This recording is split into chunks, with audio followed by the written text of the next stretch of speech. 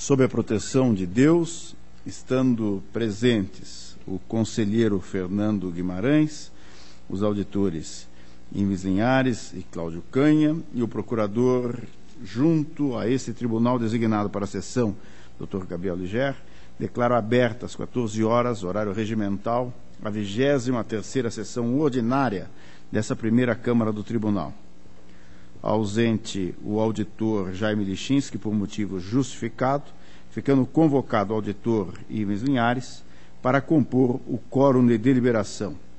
Submeto à apreciação do colegiado a homologação da ata número 22 da sessão ordinária do dia 25 de junho de 2013. Está homologada. Comunico o sobrestamento dos processos de aposentadoria, números 29, 98, 9709 e 43, 57, 3404, na Diretoria de Controle de Atos de Pessoal, e do processo de admissão de pessoal 470413/10 na Diretoria de Contas Estaduais. Concedo a oportunidade aos demais membros do colegiado para as comunicações previstas no inciso 2 do artigo 464 do Regimento Interno e para a inclusão em pauta dos processos de que trata o parágrafo 4º do artigo 429 do Regimento Interno. Com a palavra o conselheiro Fernando.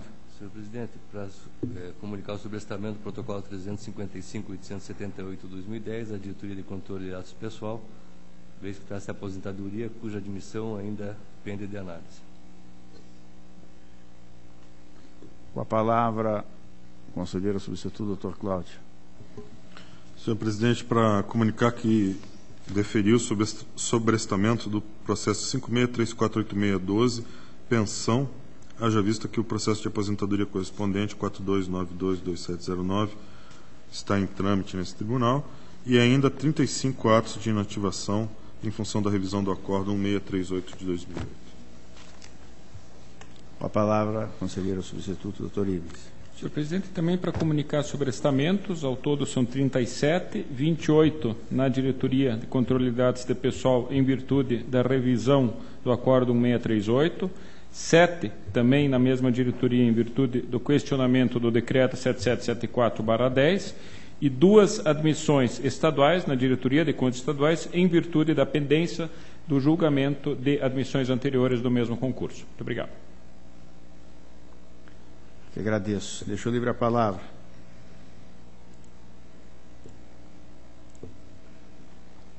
Passo a relatar os processos constantes da minha pauta de julgamento. Pauta extensa, infelizmente. Processo número 23.244608.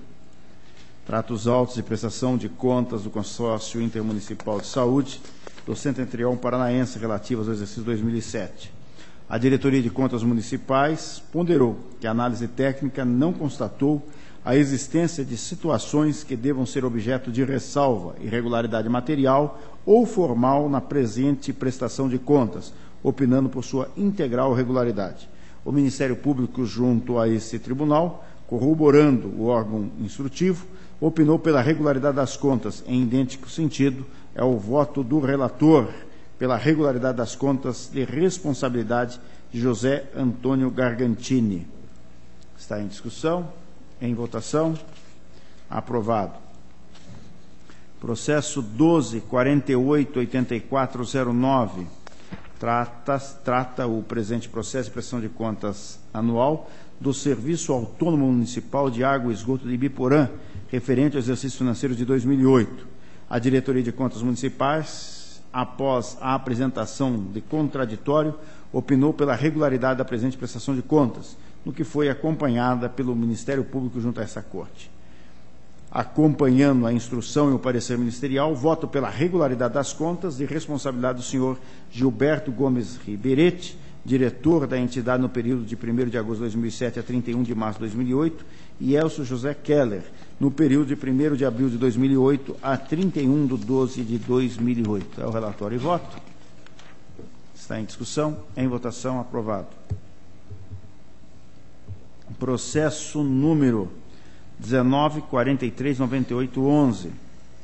Tratam os autos de procedimento de alerta suscitado pela Diretoria de Contas Municipais em face da execução de despesas em percentual superior a 95% do limite para a despesa total com pessoal.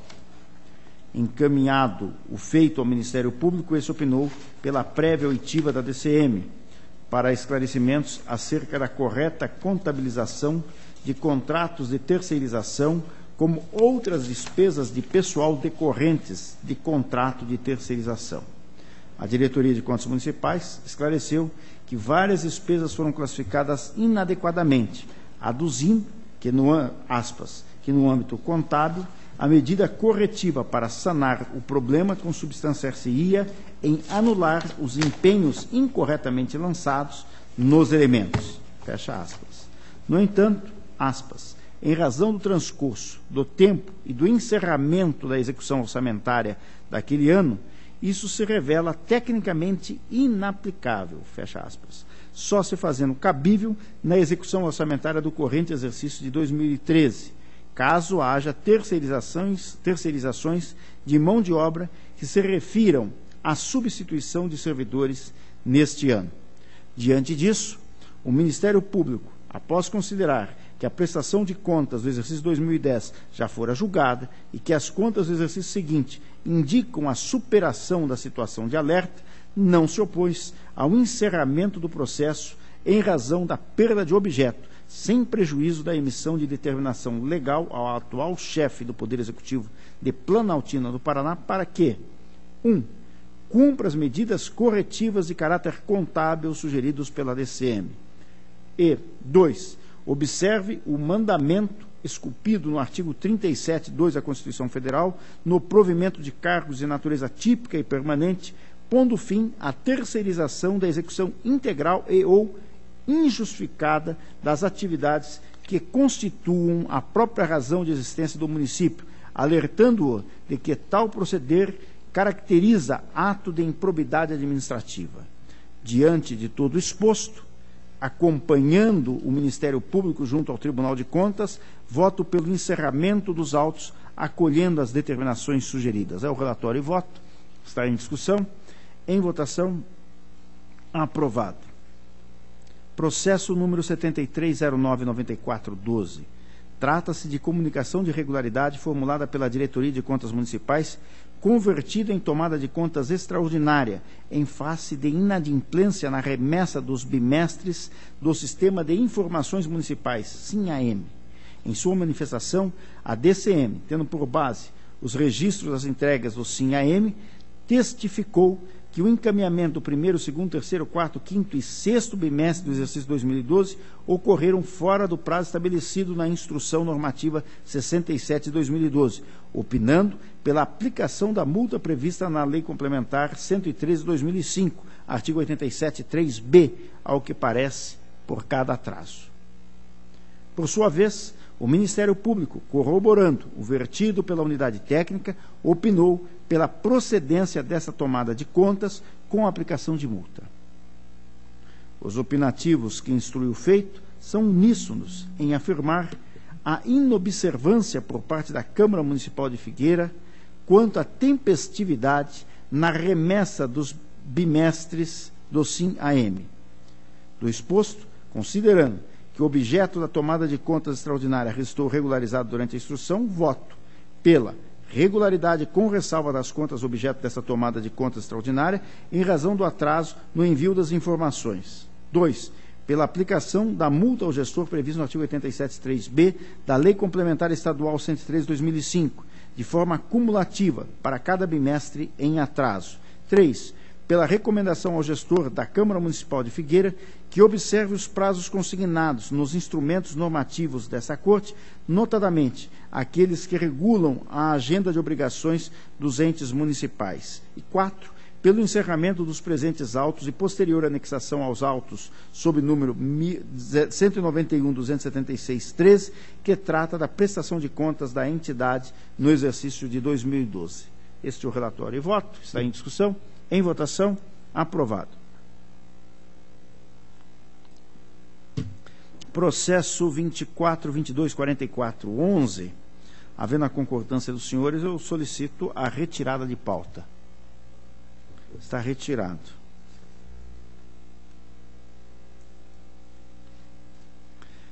Processo número 10.275/10. Versam os presentes autos e seu apenso acerca de ato de inativação municipal da interessada em epígrafe em 2 cargos de professora junto ao município de Cascavel. Senhora Maria Gorete Rosa. Analisando os autos, a diretoria jurídica opinou por diligência à origem para que fosse esclarecido o cômputo de tempo de serviço laborado junto ao Estado do Mato Grosso no período de 22 de fevereiro de 1988 a 1º de fevereiro de 1994 e o cômputo do tempo laborado no período de 8 de fevereiro de 85 a 6 de março de 1995. Igualmente, junto ao Estado do Mato Grosso, no protocolo 1104-2/10, apenso ao presente protocolado. Também de inativação da interessada em outro cargo de professora. Submetido o feito ao contraditório, o ente previdenciário municipal justificou, alegando que a interessada laborou junto ao Estado de Mato Grosso em período integral de 40 horas, de 22 de fevereiro de 88 a 6 de março de 95, e que, por isso, estaria correto o cômputo de tempo para ambas as aposentadorias da servidora. A DICAP, manifestando-se sobre a resposta do município, entende não ser possível o cômputo do referido tempo para ambas as aposentadorias, uma vez que o cargo exercido no Estado do Mato Grosso era único, com carga horária de 40 horas semanais. A unidade técnica, então, sugeriu nova diligência à origem, para que fosse adequada à averbação do tempo de serviço, com a exclusão daquele período para uma das aposentadorias da interessada. Como resposta final, o ente previdenciário municipal sustenta que 3 aspectos protegeriam a imutabilidade da aposentadoria da interessada: sua condição de idosa, a mesma conta hoje com 57 anos. Isso me assusta, viu? 57 anos. Eu também me considero um menino. Mas vamos em frente. Que a administração, quando da concessão da aposentadoria, considerou a carga horária de 40 horas laborada junto ao Estado do Mato Grosso, dividida em 2 períodos, e que a servidora não deu causa para a problemática que se instalou acerca da existência ou não desses 2 períodos. E, por fim, que contrariaria o princípio da eficiência determinar o retorno da servidora às atividades, pois a mesma não se manteve atualizada com as novas demandas educacionais e o seu retorno poderia trazer transtornos para ela e também para a administração pública. A DICAP, em seu opinativo final, refutou os argumentos do ente previdenciário municipal, uma vez que nenhum deles teria o condão de justificar a averbação do tempo para ambos os cargos, e opinou pela negativa de registro de ambos os protocolos de aposentadoria da interessada. Da mesma forma, o Ministério Público, junto a esta Corte, opinou pela negativa de registro, corroborando o entendimento da unidade técnica. Com efeito, analisando-se detidamente os autos, verifica-se que a certidão juntada de comprovante do tempo laborado pela interessada junto ao Estado do Mato Grosso não deixa dúvidas sobre a unicidade do vínculo, ou seja, houve contribuição previdenciária para tão somente um cargo, em que pese ter havido a transposição do cargo de 22 horas para 40 horas semanais. Como bem apontou a DICAP e o Ministério Público, ao se aceitar o cômputo do tempo laborado pela interessada junto ao Estado do Mato Grosso para as 2 aposentadorias que tramitam nessa casa, estará se computando em duplicidade, o que vai contra o ordenamento legal. Verifica-se que a interessada poderá se aposentar por pelo menos um dos cargos de professora. Entretanto, no presente momento, ambos os protocolados estão maculados pela contagem de tempo em duplicidade, razão pela qual será necessário que a mesma efetue sua opção junto ao município, por qual deles ela deseja se inativar nesse momento. Assim, proponho o voto pela negativa de registro dos atos de inativação presentes neste protocolado, em razão da averbação do mesmo tempo de serviço laborado junto ao Estado do Mato Grosso para ambas as aposentadorias da interessada, facultando-se a opção por um dos cargos com a possibilidade de emissão de novo ato e posterior remessa a essa Corte, na forma prevista pelo artigo 303 do Regimento Interno. É o relatório e voto. Está em discussão. Em votação. Aprovado.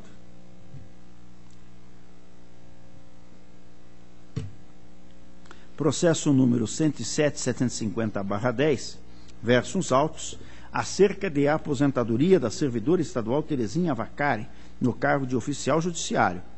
A Diretoria de Controle de Atos e Pessoal verificou o preenchimento dos requisitos por parte da interessada para se aposentar voluntariamente com proventos integrais, opinando ainda pelo desentranhamento da documentação relativa ao concurso público número 491, para que seja autuada como admissão com fins de regularizar a situação dos admitidos. Relativamente à admissão da interessada, a DICAP entende que, em que pese ainda não haver decisão dessa Corte pelo registro da mesma, em razão dela ter ocorrido em 8 de maio de 92, é perfeitamente aplicável ao caso contido na súmula número 5 dessa Corte, que expressamente considera como legais, para fim de registro, admissões ocorridas antes do ano de 2000. Assim, a unidade técnica opina pela aplicação da súmula 5 e pelo registro do ato de inativação da interessada.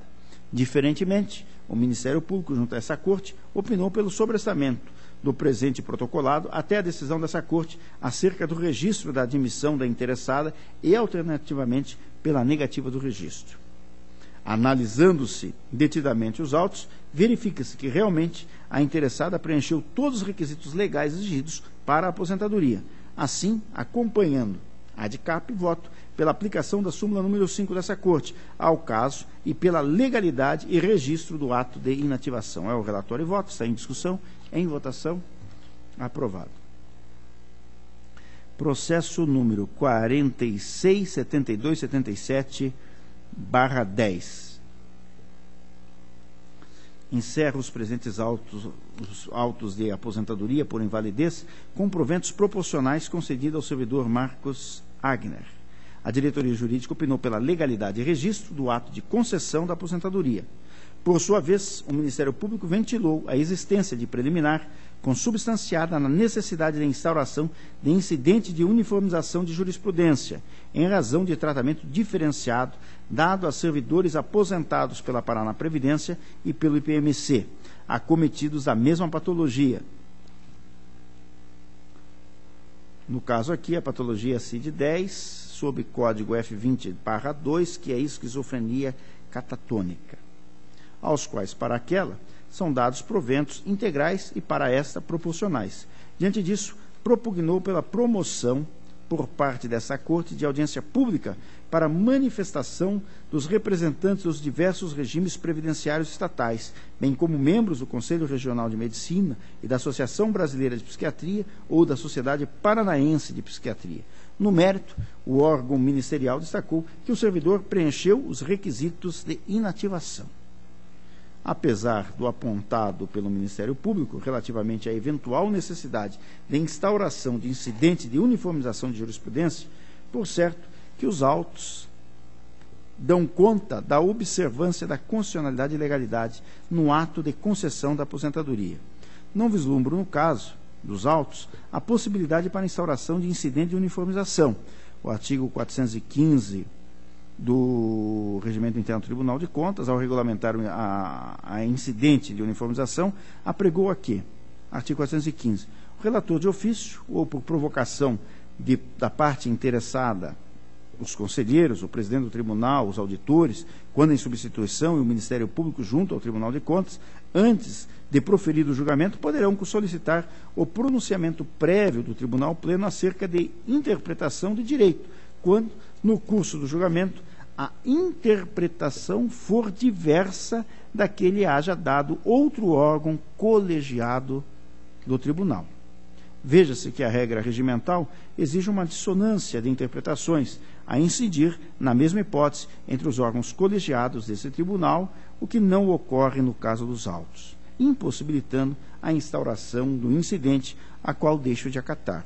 Por outro lado, no laudo médico acostado aos autos, não se evidencia qualquer menção acerca da gravidade da doença da servidora, para fins de concessão na integralidade do benefício, nos termos que restou decidido no acórdão 2136/13 da primeira Câmara. Destarte, tendo em conta o entendimento firmado a partir da citada decisão, no sentido de considerar como não exaustivo o rol de doenças previstas na legislação do ente para fins de definição da integralidade ou não dos proventos, proponho a realização de diligência ao órgão previdenciário, a fim de que a perícia médica manifeste-se expressamente sobre a gravidade da doença, garantindo-se à servidora, se for o caso, a integralidade do benefício. É o relatório e voto. Está em discussão. Com a palavra o doutor Gabriel. Acho que a solução que Vossa Excelência propõe, ela é perfeita para o caso Intel. Esta primeira Câmara, já por 2 oportunidades, ela acolheu o pedido de uniformização de jurisprudência para outras patologias. Uma de natureza, doença mental também parecida com a dos autos, e outra por outro CID. Mas depois, na sequência, a segunda Câmara entendeu que não seria o caso da uniformização de jurisprudência, e esta primeira Câmara, até num processo relatado pelo conselheiro substituto Ivens, também refutou a preliminar de uniformização de jurisprudência, tendo um CID similar. Bem, o que eu gostaria de trazer a debate desse plenário é que, como Vossa Excelência bem relatou, o laudo médico apenas faz referência a não tratar-se de moléstia prevista na lei. Ora, esse entendimento do rol exaustivo da legislação já vem superado desde o Acórdão 1138 de 2009. Ocorre que a própria legislação municipal, em seu artigo 27A, ao inserir o parágrafo 1º, ela diz que nos casos em que a doença for incapacitante para o exercício de qualquer função pública, conforme critérios definidos em decreto regulamentar a ser editado no prazo de 30 dias, a aposentadoria será com proventos integrais. Bom, o laudo médico é muito claro ao dizer que o servidor não é suscetível para o seu próprio trabalho e não é suscetível para outra atividade. Portanto, não é suscetível para qualquer função pública. Decorre, pois, da lei que o direito dessa pessoa seria a integralidade. Isso está na própria lei municipal, que não vem sido observado. E o laudo apenas comenta que não se trata de moléstia. E o cálculo pela integralidade, pasmem os senhores, foi pela proporcionalidade, foi feito com base num termo de opção. Não me parece que nos processos de aposentadoria por invalidez caiba ao servidor optar por integralidade ou por parcialidade.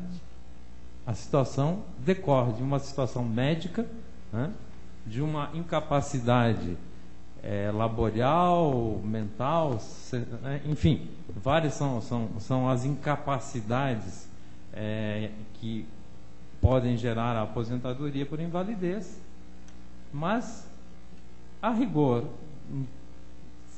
partindo do próprio texto da legislação e levando em conta a peremptoriedade de que o laudo traz que essa pessoa ela é incapaz para qualquer atividade, significa qualquer serviço público, o direito à integralidade é refutável. Então, Vossa Excelência bem fez ao sugerir uma nova diligência. Apenas eu trago esse elemento porque a questão do parágrafo único, inciso 1º, ela não havia sido suscitada no parecer ministerial, que vinha na linha da uniformização de jurisprudência. Peço a Vossa Excelência, então, que, se possível, possa integrar no seu pedido de diligência um pronunciamento do município, especificamente em relação a esta regra, né, do artigo 27A, parágrafo único, inciso 1º, da Lei 9626/99, que é a lei citada aqui no laudo médico.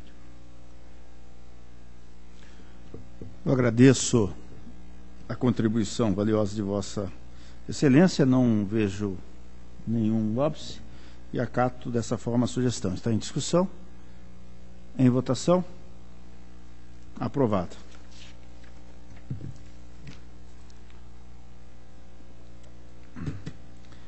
Processo 353949/12. Encerram os presentes autos de aposentadoria por idade e tempo de contribuição com proventos integrais do servidor Valdomero Machado Caldas, no cargo de técnico judiciário do Tribunal de Justiça do Paraná. A diretoria jurídica opinou pela legalidade de registro do ato de concessão, com a recomendação ao Tribunal de Justiça para que nos atos futuros, editados posteriormente à vigência da Lei 12.527/11, a falta expressa indicação do valor do benefício concedido será motivo de apontamento pela negativa de registro. Por sua vez, o Ministério Público não dissentiu na unidade técnica, opinando pela regularidade e registro do ato, sem prejuízo da recomendação feita. Diante do exposto, acompanho os opinativos técnicos e ministerial e voto pela concessão do registro ao ato de aposentadoria, determinando a observância da legislação no que se refere à indicação do valor dos proventos. Está em discussão. Em votação. Está aprovado. Processo número 403686/10. Encerro os presentes autos. Admissão de pessoal por meio de concurso público realizado em 1990 para provimento do cargo de farmacêutico bioquímico. A diretoria jurídica propugnou pela realização de diligência externa à origem para a juntada de documentos necessários à aferição da observância da ordem de classificação. A Municipalidade de Curitiba apresentou manifestação por meio da qual alega que, decorridos mais de 20 anos da data de homologação do concurso, não foram encontrados registros físicos ou eletrônicos do motivo da não contratação dos referidos candidatos aprovados, os quais não teriam nenhum vínculo com a administração pública, ou por não terem comparecidos, ou por terem desistidos. Diante disso, a diretoria jurídica entendeu que, no caso dos autos, há que prevalecer o princípio da segurança jurídica e da boa-fé, opinando pelo registro da admissão e aplicação de multa ao gestor responsável. Por sua vez, o Ministério Público não se opõe ao julgamento do ato nos termos da instrução da unidade técnica, divergindo tão somente no que tange à proposição de aplicação de multa, posto que os fatos em exame são anteriores à edição da Lei Complementar 113 de 2005. Este é o relatório. O voto, senhores. Diga-se, de início, que o feito reivindica a aplicação da súmula número 5, a qual consolida o entendimento jurisprudencial dessa Corte acerca do registro de atos de admissão anteriores ao ano de 2000, determinando o registro do ato em reverência aos princípios da segurança jurídica e da boa-fé. No entanto, diverjo da unidade técnica, em razão do apontado pelo Ministério Público, quanto à impossibilidade de aplicação de multa a fatos anteriores à edição da Lei Complementar 103 de 2005, e voto pela concessão do registro do ato de admissão em análise. Está em discussão? Em votação? Aprovado.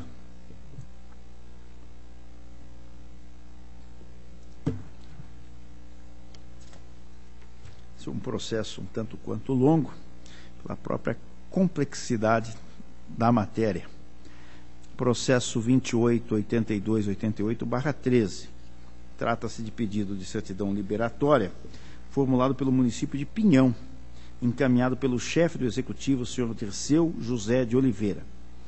A DCM esclarece que não há impedimentos consignados na análise da gestão fiscal pertinente, manifestando-se pelo deferimento do pedido. Por sua vez, a Diretoria de Análise e Transferências destaca que, no âmbito daquela unidade, o município está apto a receber a certidão requerida. No âmbito das suas atribuições, a Diretoria de Execuções explicitou que não existem sanções pendentes de cumprimento sob a responsabilidade da entidade requerente, tendo a entidade comprovado a adoção dos procedimentos necessários à execução de todos os títulos encaminhados por essa Corte. Ademais, informa que não há registro de contas irregulares com responsabilidade institucional. Todavia, no que se refere às determinações impostas, a unidade técnica aponta o acórdão 2322/11, segunda Câmara, entre aspas, tendo em vista a negativa de registro ao concurso público do município de Pinhão, realizada em 1995, anulado por meio da Resolução 5.553/99 e confirmado pela Resolução 13.845/01, considerando a extensão dos efeitos da Resolução 5553/99 somente aqueles servidores que realmente participaram dos procedimentos de fraude ao concurso público em questão, fecha-se aspas.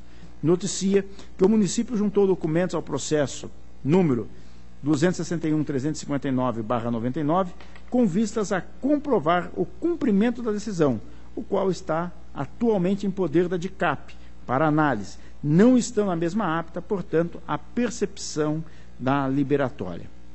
A DICAP, por sua vez, informou não ter localizado qualquer ocorrência relativa ao município de Pinhão, o que ensejou a manifestação favorável por parte da unidade técnica.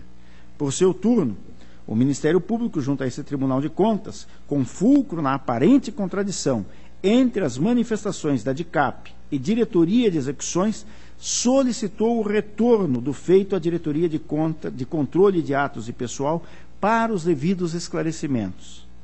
Em nova oportunidade, a DICAP, manifestando-se sobre as pendências, afirma que, em relação à determinação imposta ao município, houve juntada de documentação, a qual se encontra sob análise da DICAP. Em relação aos dois processos de pensão, ressalta que ambos tiveram seu registro negado, sem notícias de que a decisão foi efetivamente cumprida. Desse modo, diante das pendências sem baixa de responsabilidade levantadas pela Diretoria de Execuções e pelo Ministério Público, a DICAP opina pela não concessão da certidão liberatória requerida pelo município de Pinhão. Com base na referida informação, o órgão ministerial opina pelo indeferimento da certidão pleiteada, devendo o município comprovar a regularização de todas as pendências arroladas como condicionante para a concessão futura do documento, além de instauração de tomada de contas extraordinária para a recomposição do dano causado ao erário. Este é o relatório. Conforme se extrai da instrução dos presentes autos, no âmbito da Diretoria de Contas Municipais, DCM, e da Diretoria de Análise e Transferência, não existem óbice à concessão da liberatória. Assim, subsiste como obstáculo apenas o apontado pela DEX, corroborado pela DICAP, após provocação do Ministério Público junto ao Tribunal de Contas.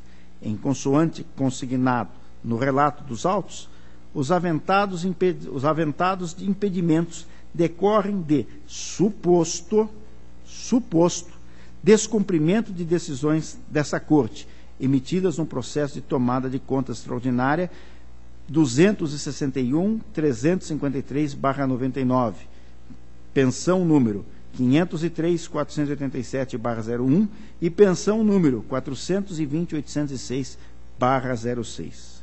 E convênia as manifestações contrárias ao deferimento da certidão liberatória ao município de Pinhão, as razões que servem de sustentáculo para tais posicionamentos não merecem prosperar.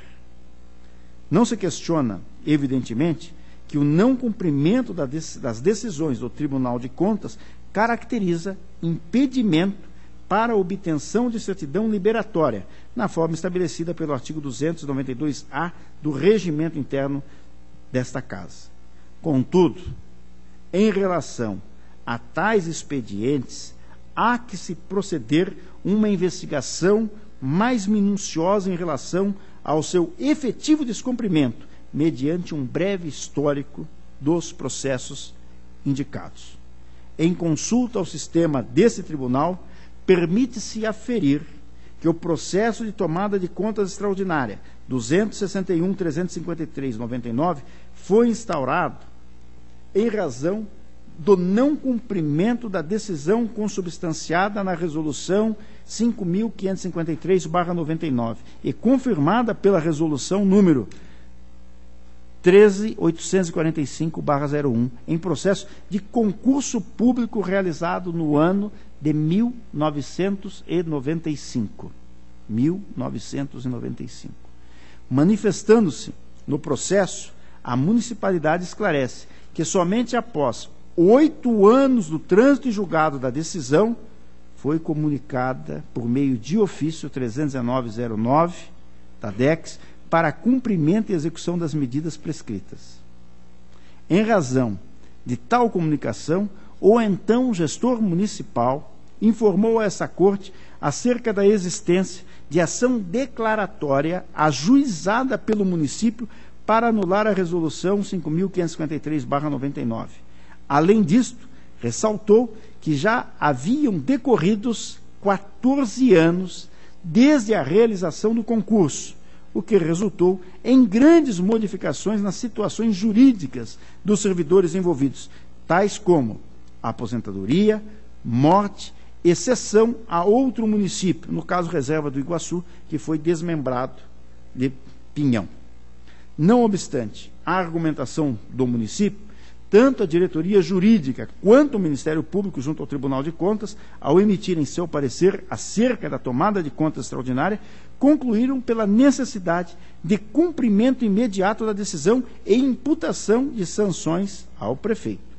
Contudo, ao deliberar sobre a matéria, a decisão dessa Corte, consubstanciada no artigo 2322 de 2011 da Segunda Câmara, assim decidiu.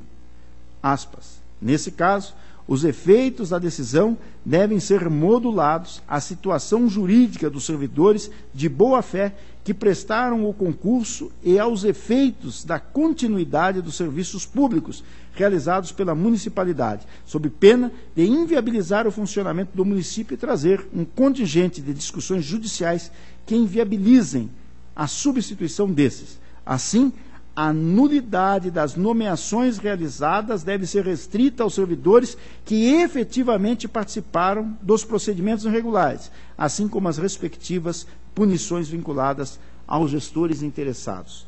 Fecha-se aspas. Por fim, conclui, aspas, a partir do exposto, voto pela procedência da presente tomada de contas extraordinária, realizada em face do concurso público do município de Pinhão, realizado em 1995, anulado por meio da Resolução 5.553/99 do Tribunal de Contas e confirmado pela Resolução 13.845/01.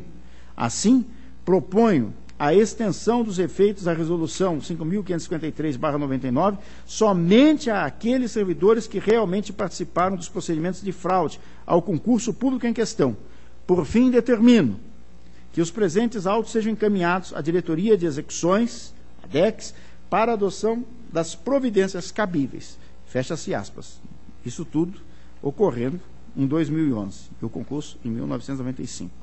Registre que, após a decisão acima transcrita, a municipalidade foi oficiada para dar atendimento nos termos do ofício 1212 da DEX e, em resposta, o município afirma estar impossibilitado de cumprir a decisão, haja vista a ausência de relação de quem seriam os servidores que teriam participado da fraude ao concurso público, o que requereu fosse informado àquela entidade. Para tanto, o expediente foi submetido à apreciação da diretoria jurídica, que se pronunciou nos seguintes termos. Aspas. Em um primeiro momento, essa de jur tende a informar que há indícios de irregularidade em relação àqueles candidatos mencionados na peça 8 do protocolado 33.908/8 de 97, de modo que, a princípio, mereceriam ser anulados seus vínculos admissionais com a municipalidade. Contudo, deve-se ressaltar que a má-fé deve ser comprovada, situação essa que não ocorreu nem no relatório inicial, nem no relatório complementar, e ele cita aqui nas páginas, enfim, onde se encontram os processos, uma vez que tanto em um quanto em outro foram apontadas irregularidades, mas não suficientemente comprovadas. Veja a perplexidade desse caso. Assim, em que pese poder-se citar as pessoas mencionadas no relatório complementar como participantes de fraude no concurso, sugere-se eventual realização de procedimento em apartado, para se apurar a efetiva participação de cada um em máculas no concurso supra. Fecha-se aspas. O órgão ministerial, por sua vez, compartilhou da aludida manifestação, observando ainda a necessidade de garantir-se o contraditório e ampla defesa aos interessados. Após nova determinação do relator para cumprimento da decisão, a diretoria de execuções manifesta-se no processo questionando qual decisão deve ser executada pela DEX. Esclarecido a referida unidade, que caberia a abertura de procedimento apartado, a DEX encaminhou os autos à diretoria jurídica, o que resultou na propositura de várias medidas que viabilizassem a apuração dos fatos, dentre elas a extração de cópia dos principais documentos e a intimação do município de Pinhão para que informasse os dados cadastrais de todos os servidores nomeados. Analisando o dito opinativo, o relator do feito, em 17 de agosto de 12, devolveu o processado à diretoria jurídica para que, aspas, documentos relevantes, fecha-se aspas, fossem indicados em quadro específico, o que até a presente data não se verifica no processo em questão. Por outro lado, depreende-se dos autos que a municipalidade vem tentando, de todas as formas, solucionar sua pendência, mediante diversos peticionamentos acostados aos aludidos autos, os quais permanecem sem análise. Em suma, a situação que se apresenta como impeditiva ao recebimento da certidão liberatória ao município encontra-se até a presente data inexequível ante a ausência das diretrizes por parte dessa Corte no que se refere às efetivas medidas que devem ser tomadas pelo município. Ou seja, diante do quadro fático relatado, não há como se penalizar toda uma coletividade em decorrência de supostas fraudes ocorridas em um concurso público realizado no ano de 1995, cujos efeitos da decisão proferida cujos efeitos da decisão proferida no ano de 1995, confirmada em 2001, foram revistos no ano de 2011, e cujos parâmetros para cumprimento até agora não foram delineados. Ademais, na ânsia de desincumbir-se de quaisquer responsabilidades, o município apurou os eventuais responsáveis e comprovou o afastamento dos mesmos do quadro funcional da entidade. No entanto, conforme já enfatizado, o procedimento para apuração dos fatos não foi instaurado na forma estabelecida na fase executória do processo de tomada de contas extraordinária, impossibilitando qualquer tentativa de cumprimento. Assim, considerando a particularidade do expediente ora apontado como impedimento e que os outros dois processos mencionados versam sobre pensões com negativa de registro em face da negativa de registro do mesmo concurso, voto com fundamento no artigo 292-A do Regimento Interno, pelo deferimento do pedido, expedindo-se a certidão liberatória requerida pelo município de Pinhão com validade de 60 dias. É o relatório e voto, senhores. Para discutir, com a palavra o doutor Gabriel. Acompanhei atentamente o relatório de Vossa Excelência e me parece aqui realmente duas providências hão de ser clareadas. Dentre os dois processos de pensão citados, o 503.48701 teve a resolução 1451/2003 pela negativa de registro. É um processo de pensão cujo servidor estava incluído no rol daqueles a que se negaram a registro e que houve a reversão da decisão.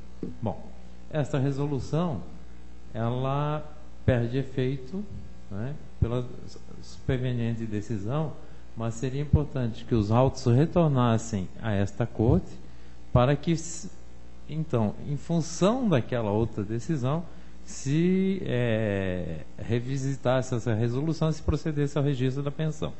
Já o outro processo, 420.806/06, ele não teve decisão de mérito e retornou ao município em 17 de maio de 2007, atendendo o pedido de sobrestamento para que se aguardasse a nova decisão que viesse a ser proferida em relação a este concurso.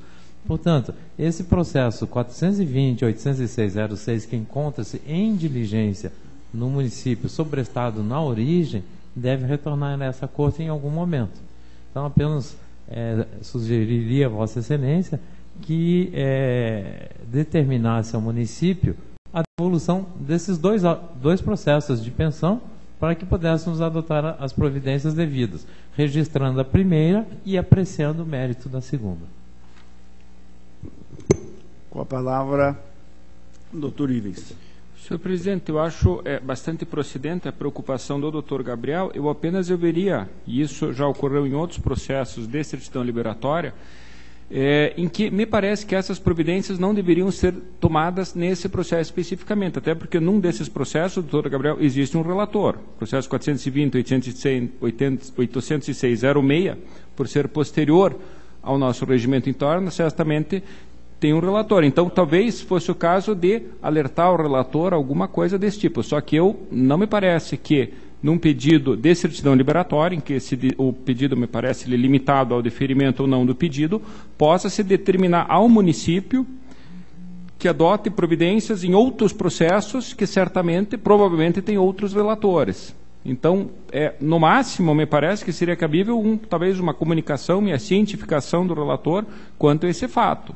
E até porque isso gera uma confusão muito grande, porque o jurisdicionado fica na dúvida a quem ele deve atender, se é o relator do processo naqueles autos ou se é nesse processo aqui. E uma outra dúvida que aconteceu num outro caso, que se o não atendimento dessa providência pode gerar impedimentos futuros para outros pedidos de rescisão.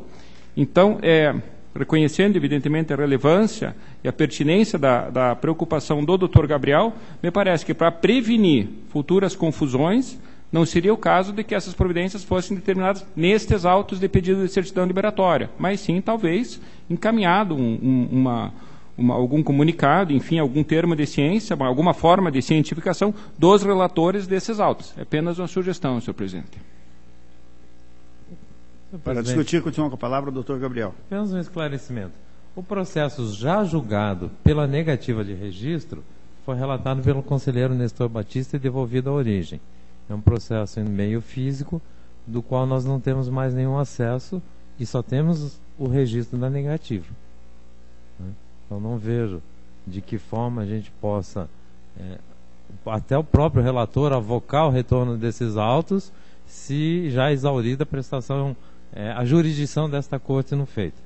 O segundo processo, 420.806/06, também em meio físico, foi devolvido à origem, é de relatoria do já aposentado conselheiro Heinz Jorge Herb, que demandaria uma redistribuição. Sem o feito físico, também nós não temos como proceder à redistribuição para ter um novo relator. Então, me parece que a singela determinação neste acordo ainda é a maneira mais simples, né? Embora reconheça que em outras situações similares a esta corte determinou a instauração de tomada de conta extraordinária, o que me parece muito mais grave, né? Nós temos várias tomadas de contas extraordinárias em curso, buscando apenas a devolução de autos. E essa tomada de contas extraordinária, com o não cumprimento, pode gerar uma situação muito mais gravosa para o município. Então, apenas esses dois esclarecimentos. Num processo, o tribunal já exauriu a sua função pela negativa de registro e foi devolvido os autos. Os autos eram de relatoria do conselheiro Nestor Batista e o segundo, de relatoria do conselheiro Heinz, está no município aguardando uma providência do município. E o município, ao tomar ciência, e o município tem ciência da decisão final proferida nos outros autos, que reformou a decisão primeira da negativa, ele já deveria ter providenciado a devolução desses autos. Então, me parece, qual seja a solução que essa corte vai adotar, de alguma maneira é preciso deixar claro a este atual gestor que ele tem que procurar em seus arquivos e encaminhar de volta a essa corte esses 2 processos. Senhor presidente, eu acho que todos nós estamos conscientes que precisa ter sido uma providência, e sim, agora é como. A sugestão que eu faço é que mencione, doutor Gabriel, no voto de Vossa Excelência, que a Câmara determinou o encaminhamento dos 2 pedidos à diretoria de controle de dados pessoal para providenciar as intimações pela administração para devolução, sob pena de tomada de consideração ordinária e impedimento de certidão. Aí não fica só menciona no acordo, porque evidentemente que o gestor vai ver o acórdão desta, né? E eu acho que a diretoria de controle de dados pessoal tem competência para isso. É sugestão só para não embolar, entendo a preocupação do conselheiro Luiz, de qual relator seria responsável. Como é a diretoria de análise, ou a diretoria de execuções, qualquer uma das duas, mas a administração solicitando, chegando o processo, você faz a digitalização, encaminha seu relator e a redistribuição no outro processo. Com a palavra, doutor Ivens. Senhor presidente, na verdade, a minha preocupação é que, em outros casos, já foi utilizado o pedido de certidão como uma forma de se buscar a regularização de diversos feitos que eram objeto de análise em outros processos. E me parece que é uma situação muito parecida. Então, vira uma espiral, porque na medida em que defere-se a certidão, mas impõe-se essa determinação, outros pedidos, a diretoria de execuções fatalmente vai entender assim, ficarão condicionados ao cumprimento dessa determinação. E não me parece que seja o caso. Se nós estamos deferindo o pedido, mesmo relevando essas 2 situações, não me parece que seja o caso. Nós estaremos criando uma nova dificuldade para um futuro pedido de certidão. Então, eu acho que até estamos extrapolando, porque se esse fato aqui é tido como não obstativo à concessão da certidão, não me parece que num outro pedido, e esse pedido será fatalmente distribuído ao mesmo relator por conta disso, não me parece que isso devesse passar a ser um obstáculo à certidão. Então, daí a minha preocupação, que o que nós estamos fazendo seriam medidas, digamos assim, regularizatórias, mas que, no meu entender, uma pensão de 2001 e uma decisão que já existe de 2006, me parece que não deveria ser óbice à concessão de futuros pedidos de certidão. Então, a minha única preocupação, eu volto a dizer, é que o encaminhamento da questão, incluindo essa determinação no acórdão, vai gerar esse impedimento futuro. E, nesse ponto, não me parece que seria correto.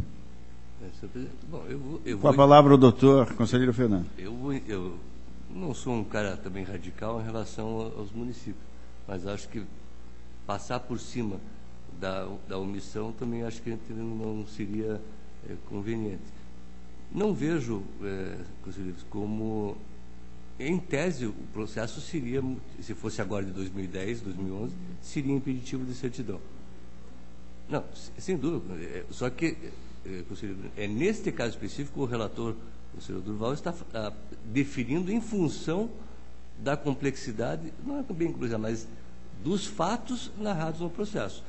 Ora, esses fatos, se constatados hoje, eles seriam motivos de impedimento. Então, não acho que seja desarrazoável, com devido respeito. Concordo com o procedimento. Cabe ao relator do processo originário. Eu acho que, encaminhando a diretoria de execuções ou para a administração solicitar a cobrança, já vai providenciar. E eu estou seguro de que o próximo, se não atender, seria motivo de indeferimento, sim. Porque eu não tenho os 5 anos, para mim, eu não engulo até hoje. Os 5 anos de inadimplência depois fica relevado. Eu sei que eu votei também. Né? Sim, mas não é a pensão, conselheiros, é a omissão. Como diz o doutor Laésio, não é o valor intrínseco do galináceo, mas a audácia do larápio. Né? Então, acho que aí é uma questão institucional. Eu acompanho o Excelência pelo deferimento e encaminhamento da administração. Simplesmente isso, sem determinação nessa decisão.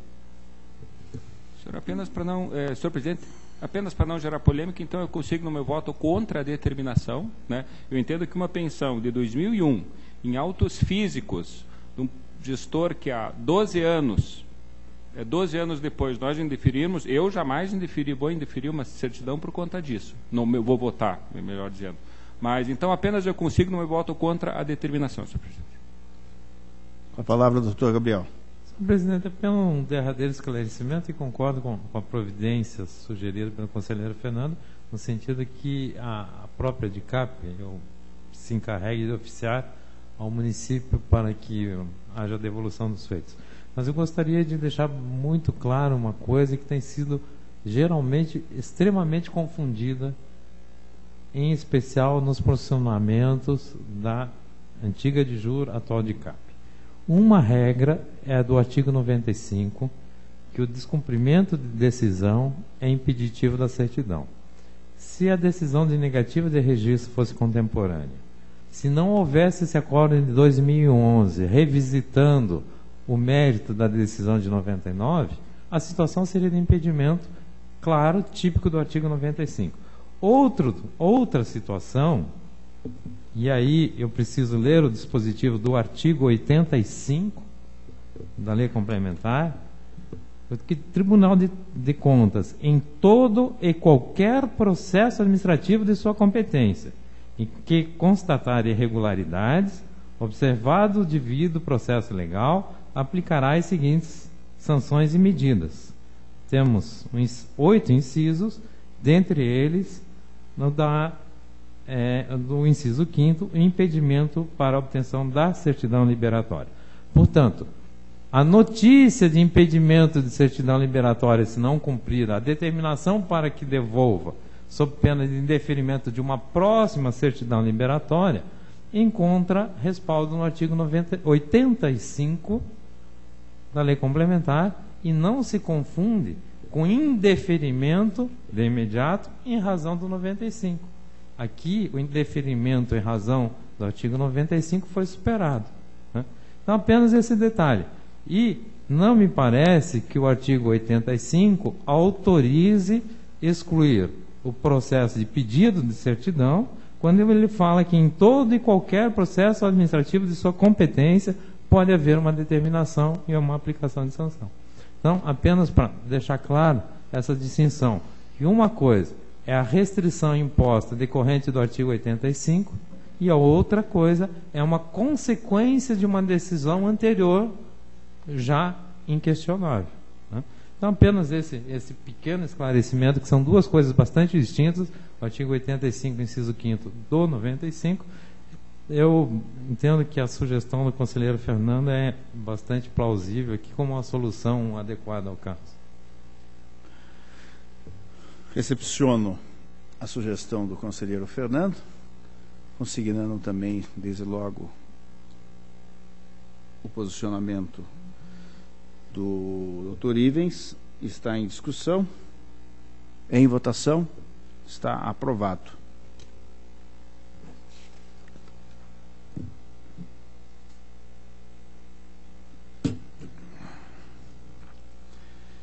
Processo número 64.94.72/10.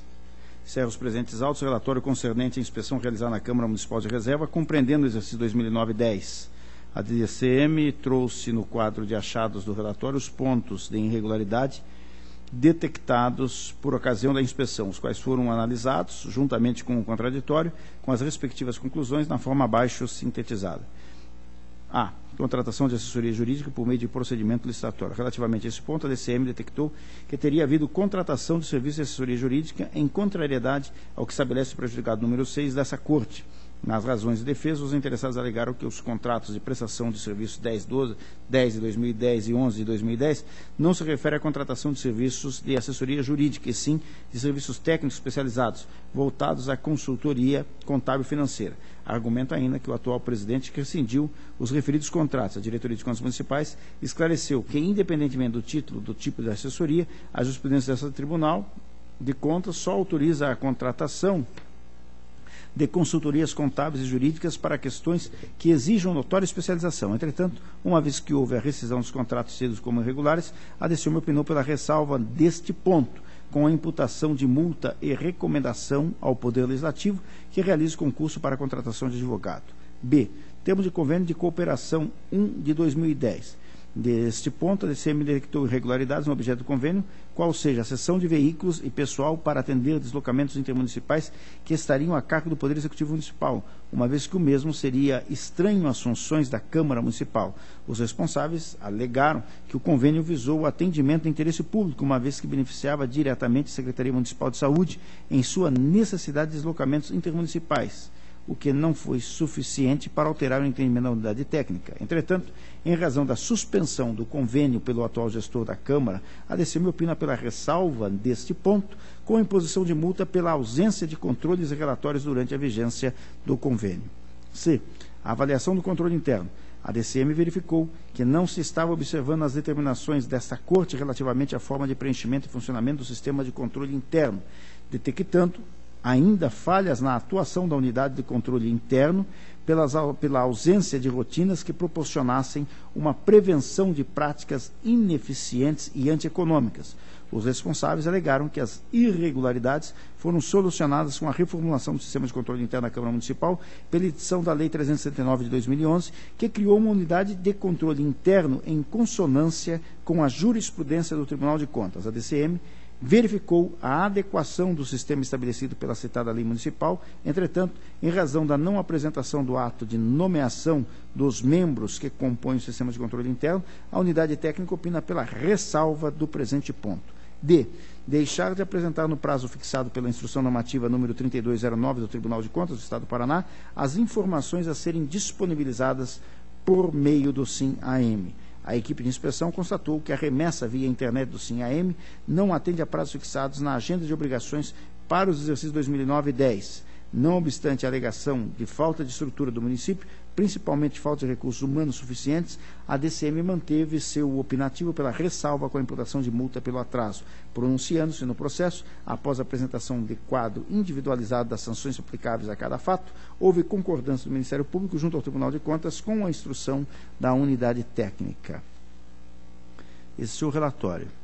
Com efeito, conforme narrado no relatório, fica evidenciado que a Câmara Municipal adotou procedimentos contrários à lei e às normativas desse tribunal e que enseja um juízo de aprovação do relatório de inspeção, com a responsabilização e imputação de penalidades sugeridas pela DCM e corroboradas pelo Ministério Público. Assim, com fundamento no artigo 267.4 do Regimento Interno do Tribunal de Contas, voto pela aprovação do relatório preliminar da inspeção, com as recomendações de natureza preventiva constantes do referido relatório, e determino a aplicação das seguintes multas ao senhor José Cincinato Aires Correia. 1.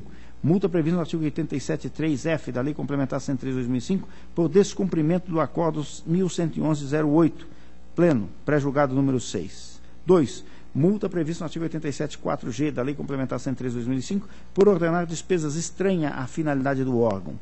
3. Multa prevista no artigo 87.3b da Lei Complementar 103/2005 por deixar de apresentar no prazo fixado pela Instrução Normativa número 3209 do Tribunal de Contas do Estado do Paraná as informações a serem disponibilizadas por meio do SIM-AM.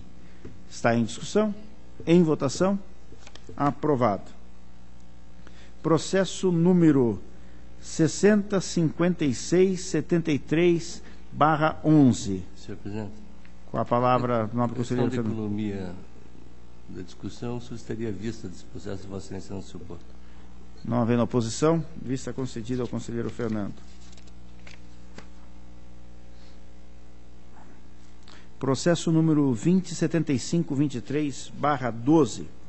Encerra os presentes autos, relatório concernente à inspeção realizada no município de Paranavaí, em cumprimento ao Plano Anual de Fiscalização do exercício 2012, PAF Social, compreendendo o exercício 2011 e primeiro bimestre de 2012, que teve como objetivo geral a verificação da legalidade, da consistência e da fidedignidade dos dados relativos à aquisição e distribuição de medicamentos do município, especificamente verificando a atuação do sistema de controle interno, como também avaliando a consistência, fidedignidade e a legalidade das receitas e despesas públicas. Após a apresentação do contraditório, a Diretoria de Contas Municipais manifestou-se conclusivamente pela aprovação parcial do relatório, considerando a conversão em ressalva das irregularidades apontadas e a aplicação de multa. Especificamente, relativamente ao achado número 1, a unidade técnica entendeu que as justificativas não esclareceram os lançamentos fora dos prazos estabelecidos na Instrução Normativa número 37 de 2009, ressaltando que, apesar disso, o atraso do registro das informações no mural não foi muito grande e que o restante dos dados relativos aos procedimentos licitatórios eram consistentes, convertendo em ressalva e sugerindo a aplicação de multa administrativa prevista no artigo 87.3b da Lei Complementar 113 para cada lançamento extemporâneo. No concernente ao achado número 2, de igual modo, a equipe de inspeção consignou que as justificativas apresentadas pelo município não elidem a responsabilidade quanto ao cumprimento dos prazos estabelecidos na agenda de obrigações, opinando pela aplicação de multa a ser aplicada individualmente e tantas vezes quantas forem as irregularidades praticadas nos termos do artigo 87, parágrafo 2º da referida lei orgânica. No caso aqui, 6 vezes, quanto ao achado número 3. As justificativas apresentadas esclarecem as divergências em relação ao balanço orçamentário e ao balanço financeiro. No entanto, a equipe insistiu na aplicação de multa administrativa prevista no artigo 87.4g da Lei Complementar 113, posto que não afastaram o encaminhamento incorreto das informações originariamente. Por derradeiro, relativamente ao achado número 4, diante das alegações da Secretaria Municipal de Saúde, bem como diante das declarações acostadas ao processo confirmando a realização de inventário dos medicamentos das unidades relatadas, bem como os treinamentos relativos à operação do sistema de controle de medicamentos, a equipe de inspeção opinou pela conversão em ressalva dos achados, mantendo-se a multa do artigo 87, inciso 4G, da Lei Complementar 113 de 2005. O Ministério Público, junto a esse Tribunal de Contas, corrobora o contido na instrução, opinando pela aprovação parcial do presente relatório, com a adoção das sanções sugeridas pela unidade técnica. Diante do exposto, acompanha a Diretoria de Contas Municipais do Ministério Público e, com fundamento no artigo 267.4 do Regimento Interno do Tribunal de Contas, voto pela aprovação do relatório de inspeção número 011 de 2012 da DCM, com as recomendações e sanções nele consignadas. Está em discussão. Para discutir, com a palavra o doutor Gabriel.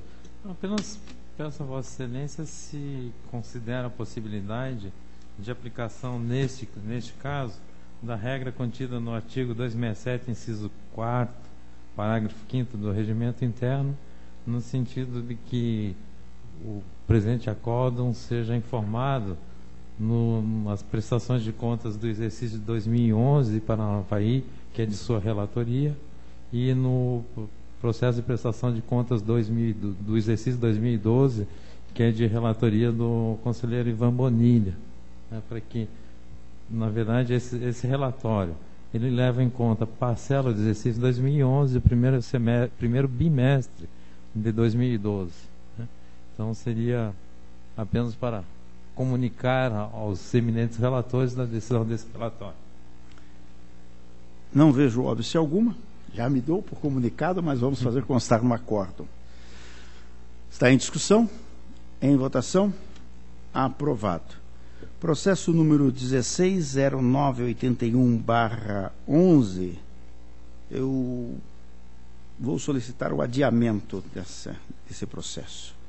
Não havendo oposição, fica adiado. Processo número 215255/11.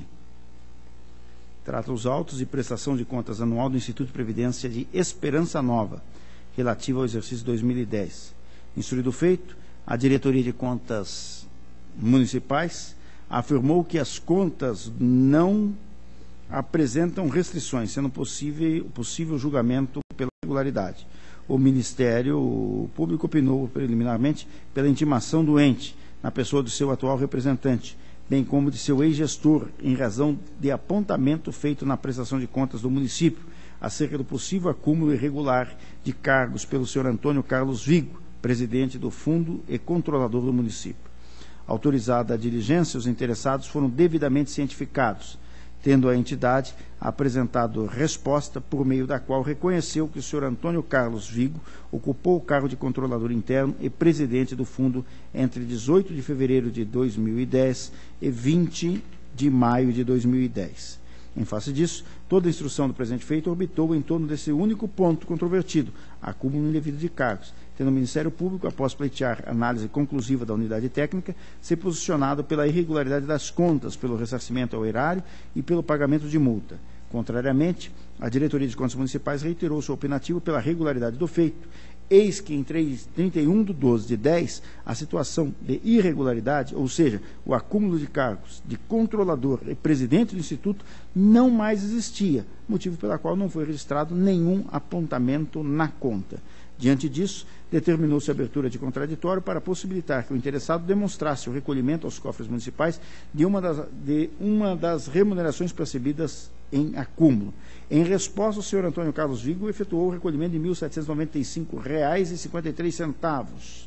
Diante disso, a unidade técnica, que já propugnava a regularidade das contas ante o ressarcimento, manteve seu posicionamento. Por sua vez, o Ministério Público, após considerar que o ressarcimento dos vencimentos percebidos em duplicidade não afasta a irregularidade apurada em razão do acúmulo indevido de funções, ratifica suas anteriores conclusões de mérito, exceto no que diz respeito ao ressarcimento do erário, opinando pela irregularidade do feito. Divirjo da manifestação ministerial em razão da orientação constante da súmula número 8, cuja nova redação dada pelo Acórdão 617-13, pleno, apregoa que a regularização de impropriedade sanável ocorrida anteriormente à decisão de primeiro grau prescreve que as contas deverão ser julgadas regulares com ressalva. É o caso dos autos. Se admite que irregularidades sanáveis são aquelas em relação às quais há possibilidade de retorno ao status quo ante, dizendo respeito de modo geral aos casos em que é verificado apenas prejuízo ao erário. No acúmulo indevido de cargos públicos, há a expressa possibilidade de retorno ao status quo ante, com o desligamento de qualquer um dos cargos, restando apenas o prejuízo ao erário decorrente da referida acumulação. Em seguida, sendo aplicável, se mostra a orientação jurisprudencial constante do entendimento sumulado, o que, diante do ressarcimento feito, que está comprovado nos autos, a peça número 32, impõe a regularidade com ressalva das contas. Discordo até mesmo da imputação de multa ao gestor no presente feito, que trata da prestação de contas do Instituto Previdenciário. Eis que a responsabilidade pela nomeação para ambos os cargos, presidente do Fundo de Previdência e controlador, é do chefe do Poder Executivo Municipal, devendo, naqueles autos, a análise da imposição da sanção pecuniária. Destarte, voto pela regularidade das contas relativas ao exercício financeiro de 2010, Instituto de Previdência de Esperança Nova de responsabilidade, com ressalva em razão acúmulo indevido de cargos públicos. É o relatório e voto, está em discussão. Em votação, aprovado. Processo número 226613/11. Trata os autos de prestação de contas anual do Fundo Previdenciário Municipal de Itaúnas do Sul, relativo ao exercício 2010. Instruído o feito, a Diretoria de Contas Municipais afirmou que as contas não apresentam restrições, sendo possível o julgamento no sentido da regularidade. Após a apresentação do contraditório, a unidade técnica, após considerar que seu instrutivo anterior tinha por base o escopo definido para aquele exercício, na Instrução Normativa 52/11, insistiu na regularidade das contas. Por sua vez, o órgão ministerial manifestou-se pela regularidade com ressalva das contas em razão da ausência de comprovação do efetivo cumprimento aos artigos 12 e 18 da Lei Municipal 303 de 2001, ante a ausência, nos autos, da nomeação e da identificação dos membros do Conselho Administrativo e do Conselho Fiscal do Fundo Previdenciário. Por derradeiro, recomendou a emissão de determinação ao atual gestor da FUNPRESMISUL e ao chefe do Poder Executivo de Itaúnas do Sul para que observem os preceitos da citada legislação. Em que pese a manifestação ministerial, não é o caso de ressalva às contas. A composição do Conselho Administrativo Fiscal não se encontra nos autos porque, primeiro, não foi exigido da municipalidade, tendo a ausência de tal documento sendo sido apontado no último opinativo ministerial, sem que fosse dada a oportunidade de manifestação ao fundo. Segundo, porque não se afigura em documento necessário a aferição da rigidez das contas, não sendo exigido pela Instrução Normativa 52/11, a qual definiu o escopo para a prestação das contas de 2010. Destarte, acompanha a Diretoria de Contas Municipais e voto pela regularidade das contas relativa ao exercício financeiro de 2010 do Fundo de Previdência de Itaúnas do Sul, de responsabilidade de Maria Bete da Silva Martins. É o relatório e voto, está em discussão. Em votação, aprovado. Processo número 2011-89/12, eu vou solicitar aos nobres membros dessa corte para que me permitam adiar esse processo. Não havendo oposição, fica adiado. Senhores, peço desculpas, minha pauta foi extensa, em função de uma semana aí de férias, a minha equipe carregou nas tintas realmente para essa sessão. Feitos nossos pedidos públicos de desculpas, passo desde logo a palavra ao conselheiro Fernando para o relato dos processos sob sua atribuição. Excelentíssimo senhor presidente e mais integrantes da Câmara, primeiro, antes de iniciar a pauta, acho que vocês não têm que pedir desculpa por trabalhar, né? Acho que a gente tem que pedir desculpa por não trabalhar. Então, está de parabéns a equipe técnica por ter colocado em dia a pauta. Mas com toda certeza, viu, a minha voz aqui, ela deve ter cansado os ouvidos dos senhores. Nem tudo é perfeito, senhor presidente. Senhor presidente, iniciou a pauta por processo de prestação de contas municipal 216.609.07, Companhia de Água e Esgoto de Paranaguá, interessado Edson Pedro da Veiga, exercício 2006, na qual a Diretoria de Contas Municipais e Ministério Público de Contas manifestam pela regularidade das contas, e essa é a proposta de voto, senhor presidente. Em discussão, em votação, aprovada. Na sequência, prestação de contas de transferência 540.121/2011, município de Goiôerê, interessado Luiz Roberto Costa, Diretoria da Análise de Transferência manifesta pela regularidade, Ministério Público pela regularidade com ressalva. A proposta de voto é pela regularidade, tendo em vista que a única falta é o atraso no encaminhamento. Estou aplicando a multa prevista no artigo 87.1a, e aí o sanado não vejo como ressalva. É o relatório e voto, senhor presidente. Em discussão, em votação, aprovado. 292.687/2012, Associação de Pais e Amigos dos Portadores da Síndrome de Down de Londrina, interessada Luísa da Silva Ribeiro, transferência realizada pela Secretaria de Estado de Educação, na qual a diretoria da análise de transferência manifesta pela regularidade, o Ministério Público pela regularidade com ressalva, e a proposta de voto é pela regularidade com ressalva, em função da ausência de aplicação financeira, mas que foram recolhidos durante o trâmite da prestação de contas, senhor presidente. Em discussão, em votação, aprovado.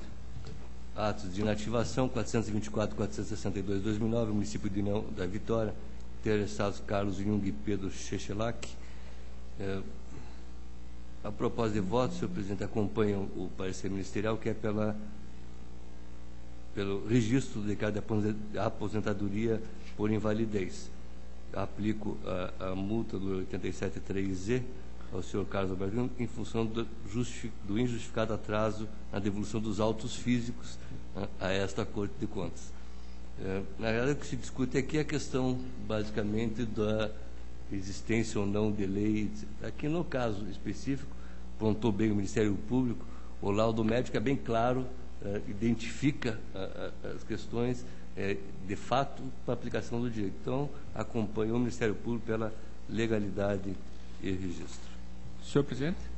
Para discutir, doutor Ivins. Apenas uma dúvida com o relator. No laudo, essa doença foi enquadrada como grave ou foi analisada essa matéria, ou apenas que ela não consta do rol? Foi analisado. Essa é a diferença. O laudo consta claramente a gravidade da moléstia. Ela sendo como grave? Sim. Pois é, nesses casos, nós decidimos até semana passada, naquele acórdão 2136, que até o conselheiro Durval trouxe, de que se a doença é grave, e não obstante o rol ser taxativo, ele deveria ser interpretado como sendo exemplificativo. Nesse caso, me parece que se a doença é grave e os proventos foram dados de forma proporcional, me parece que há uma incompatibilidade com a regra constitucional, que garante, né, o artigo 40... Desculpe, conselheiro. O laudo não enquadra no rol taxativo. É bem claro, o laudo não considera a natureza grave. Eu que fiz o relato errado. Por exemplo, o laudo diz que a doença não é grave. Não enquadrando no rol taxativo de doenças graves pela lei municipal. Não, aí que é a dificuldade, porque não enquadrar no rol taxativo é uma coisa. Não ser, porque era exatamente isso que o IPMC fazia. Ela não enquadra até hoje no rol das doenças graves. Então, a proposta que eu faria seria uma diligência para que houvesse o esclarecimento se a doença é grave ou não, como foi feito no processo que relatou o conselheiro Durval Amaral, e como semana passada, de acordo com a interpretação que nós demos, justamente esses casos de rol taxativo. Bom, na realidade, eu acho que o laudo está bem claro nesse processo, mas bem, não tenho nada a opor à diligência, não vejo problema. Só para manter coerência em relação... Então, eu retiro o depósito e faço a diligência, para não gerar acordo. Não, apenas para esclarecer, é que a dúvida é, se o rol disser que a doença não é grave, eu não vejo, aí os problemas são proporcionais. Agora, se o motivo de não ser grave é porque não consta do rol, aí me parece que há uma divergência com o entendimento dessa Câmara, que tem sido, pelo menos, estabelecido nas últimas sessões. Porque na realidade ele menciona no rol e nem indica como moléstia, como patologia de acidente de trabalho ou moléstia profissional, né? Ele está se referindo à lei. Mas eu não tenho para manter coerência, eu retiro de pauta, só para não ter que gerar acordo de novo. Está retirado. Na sequência, prestação de contas anual 723/94/2013, Câmara Municipal de Rancho Alegre do Oeste, exercício 2012, interessados Gaspar de Melo e Hermes dos Santos, informações da Diretoria de Contas Municipais e parecer ministerial para regularidade. Essa é a proposta de voto, senhor presidente.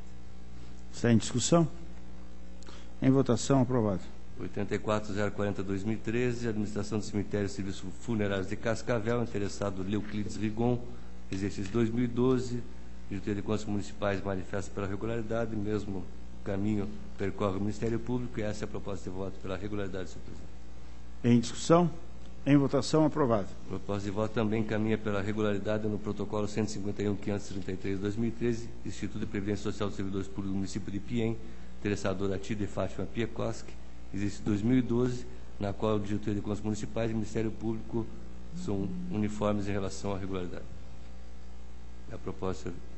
Está em discussão? Em votação, aprovado. E, finalmente, também proposta de voto pela regularidade das contas do Fundo de Previdência e Assistência Social de Cascavel, interessado Ângelo Célio Vitória Malta, protocolo 177.281/2013, exercício 2012, Diretoria de Contas Municipais e Ministério Público sustentam a regularidade, e essa é a proposta de voto, senhor. Em discussão? Em votação? Aprovado. Senhor presidente, essa era o que constava minha pauta. Agradeço a Vossa Excelência e a da outra Câmara. Eu que agradeço a Vossa Excelência. Passo desde logo a palavra ao conselheiro substituto, doutor Ivens.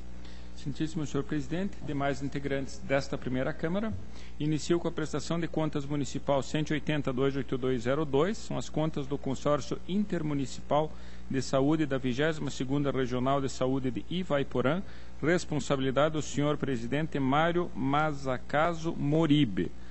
A Diretoria de Contas Municipais e o Ministério Público, após o saneamento de uma irregularidade que havia sido apontada, opinam pela regularidade das contas, e esse também é o voto, senhor presidente, pela regularidade. Em votação, aprovado. Processo seguinte, 86.37206, é um ato de inativação do município de Ibiporã, senhora Maria Aparecida Liute de Souza. Na verdade, senhor presidente, esse processo já havia sido julgado, havia sido negado o registro a essa aposentadoria, em virtude da ausência de registro da admissão da servidora. Isso foi o acórdão 218707. A Prefeitura do município de Biporã ingressou com um pedido de reconsideração, trazendo aos autos a notícia do ajuizamento de diversas ações judiciais que foram julgadas procedentes, ainda que em outro processo que tramita nessa Corte, com base na uniformização de jurisprudência, foi determinado o registro do ato. Ainda, em virtude dessas novas informações, a diretoria jurídica opinou por uma diligência, e ao final de novas informações, a diretoria de controle de dados pessoal opinou pela manutenção da negativa de registro e o Ministério Público pelo registro da aposentadoria. Na verdade, o que aconteceu aqui, senhor presidente, demais integrantes, é que houve uma negativa da aposentadoria em virtude da negativa da admissão. Só que essa decisão que teria motivado a negativa da admissão foi revista por essa Corte. E, paralelamente a isso, só que depois descobriu-se que essa decisão da negativa de admissão, que teria motivado a negativa da aposentadoria, não incluía aquela servidora. Paralelamente a isso, houve o julgamento de diversas ações judiciais que reverteram a situação das admissões desse mesmo concurso público, determinando o registro, e esse tribunal mesmo reviu sua posição naquela primeira negativa de registro às admissões para determinar o registro. Ocorre que, naquele processo inicial, em que foram analisadas as admissões desse concurso, não se encontrava a admissão dessa servidora. Então, chegamos numa situação que, em primeiro lugar, me parece claro que aquela decisão que determinou a negativa de registro, com base nessa decisão que teria determinado a negativa da admissão, ela está incorreta, uma vez que aquela decisão, além de ter sido revista, não contemplou aquela admissão.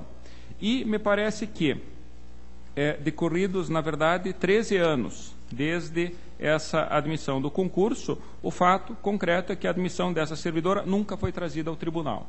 Ela foi de fevereiro do ano de 2000.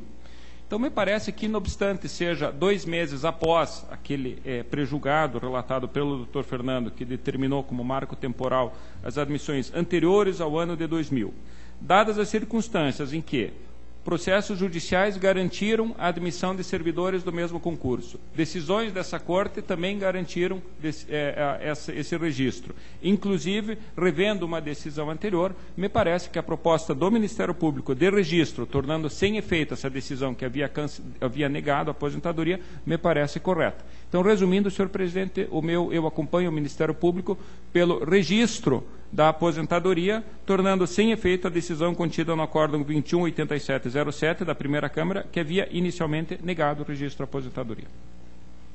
Em discussão? Em votação? Aprovado. Processo seguinte é também um ato de inativação 267-839-10. Na verdade, um caso de aposentadoria por invalidez do servidor Miguel Naberesni, em que é uma admissão por invalidez no cargo de pedreiro. Foram solicitadas informações na origem e a diretoria jurídica, a diretoria de controle de atos pessoal, entende que só pode ser aplicada, o acórdão 113809 só pode ser aplicado analogicamente aos municípios se a legislação local tiver ou concluir que a doença é grave para gerar proventos integrais, razão pela qual opinou pela negativa de registro. O Ministério Público diverge, entende pelo registro da aposentadoria. É um caso semelhante ao que discutimos há pouco. Na verdade, é uma doença que consta do laudo como grave, incurável e permanente. Trata-se de transtornos de discos cervicais e que me parece que, não obstante o rol do município, na lei municipal, no artigo 45, parágrafo 7º, apresente um rol taxativo, nós temos dado recentemente a interpretação de que esse rol pode ser exemplificativo. Eu cito até a decisão de semana passada, o acórdão 2136-13. Então, me parece que a concessão com proventos integrais, como foi feita, estaria correta, como aduz o Ministério Público, divergindo, então, da diretoria jurídica, que entende que, por ser o rol taxativo, deveriam ser os proventos proporcionais. Eu acolho o parecer do Ministério Público. O Ministério Público sugere uma multa pelo fato de o município não ter apresentado justificativa. Eu entendo que a ausência de apresentação de defesa não é motivo para aplicação de multa. Ele não deixou de informar, de apresentar um documento, mas apenas de se defender. Então, eu afasto a multa e o voto é pelo registro do ato. Em discussão? Em votação. Aprovado. O processo seguinte é o 306.037.12, é uma aposentadoria do Fundo de Previdência Social dos Servidores Municipais de Londrina. Os pareceres são uniformes pelo registro, apenas eu consigo na recomendação de publicação do valor dos proventos. Em discussão? Em votação, aprovado. O processo seguinte é o 285.483.13, também um ato de inativação, em que eu proponho, acompanhando as manifestações uniformes, a legalidade e registro, apenas eu afasto a diligência sugerida pela Diretoria de Controle de Dados Pessoal para que passe a consignar seja emitido novo ato com o valor dos proventos. Eu entendo que essa providência pode ser suprimida em virtude das medidas tomadas pela própria Secretaria de Estado de Administração, no ofício 840/2013, encaminhado a essa Corte, e justamente por esse motivo entendo que pode ser afastada a aplicação da multa sugerida pelo Ministério Público. A multa seria pela ausência do valor dos proventos. Então, o voto é pelo registro. Em discussão?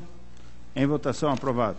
Por último, senhor presidente, eu tenho o processo 415.455.11, que na verdade também é uma aposentadoria, da senhora Marilda Weigert Braga, ocupante do cargo de agente profissional. Foi suscitada no decorrer da instrução o fato de que essa servidora teria sido beneficiada por uma progressão funcional concedida pelo decreto 7774/2010. Na verdade, a verificação desse fato se deu a partir do aumento no salário base, entre o mês de dezembro de 2010 e de janeiro de 2011, de aproximadamente 19%. Solicitados esclarecimentos ao Paraná Previdência, foram trazidos aos autos os documentos referentes à concessão dessa progressão funcional, justamente pelo decreto 7774 de 2010, e analisando essa progressão funcional, a diretoria jurídica, inicialmente, entendeu haver uma questão prejudicial referente à inconstitucionalidade desse decreto, por não haver previsão legal, por ele ter sido emitido sem que houvesse previsão na Lei 13.666, e recomendou a instauração de tomada de contas extraordinária, em virtude da edição desse decreto em período de vedação da Lei de Responsabilidade Fiscal e da Lei Eleitoral, além do incidente de inconstitucionalidade justamente pela falta de lei. A seguir foram solicitadas manifestações da Secretaria de Estado de Administração e Previdência, também a Procuradoria-Geral do Estado se manifestou, novamente a Secretaria de Estado de Administração e Previdência prestou outros esclarecimentos e a Diretoria Jurídica e o Ministério Público, em sucessivas manifestações, reiteraram os termos anteriormente expedidos favoráveis à instauração do incidente de inconstitucionalidade e da abertura de tomada de contas extraordinária. Na verdade, senhor presidente, esse processo encerra duas questões. Uma delas diz respeito efetivamente a um possível vício de inconstitucionalidade, uma vez que o decreto 7774, emitido em julho de 2010, não tinha previsão na Lei 13.666 de 2002. Na verdade, ele consignava uma segunda progressão por tempo de serviço. Essa segunda progressão, no meu entender, não havia previsão expressa na Lei 13.666. Foi, na verdade, a lei que instituiu o quadro de pessoal do Poder Executivo. Em seu artigo 28, ela previu uma primeira progressão. E essa primeira progressão tinha por escopo justamente o enquadramento dos servidores nesses novos cargos. E, pelas informações que constam dos autos e pela análise da diretoria jurídica, essa primeira progressão funcional foi levada a efeito através do decreto 3.960 de 2004. Não haveria, então, no entender da diretoria jurídica do Ministério Público, uma previsão na lei quanto a essa segunda progressão funcional. A lei faz remissão, na sua fundamentação, ao artigo 41, o decreto, perdão, faz remissão quanto à sua fundamentação ao artigo 41 da Lei 13.666, que é justamente os casos omissos. Mas me parece que um caso omisso não poderia justamente ensejar uma progressão funcional com efeitos financeiros dessa ordem. Nas manifestações da Secretaria de Estado de Administração e Previdência, foi levantada a questão de mudança de classe, como algo que poderia autorizar essa progressão. Eu acolho as manifestações da Jurídica e do Ministério Público no sentido de que essa simples mudança de classe também não ensejaria essa nova progressão, apenas esclarecendo que, por essa progressão, foram levados em conta os quinquênios dos servidores, o número de quinquênios, cada um correspondente a uma classe em que haveria essa progressão dentro da tabela de cargos.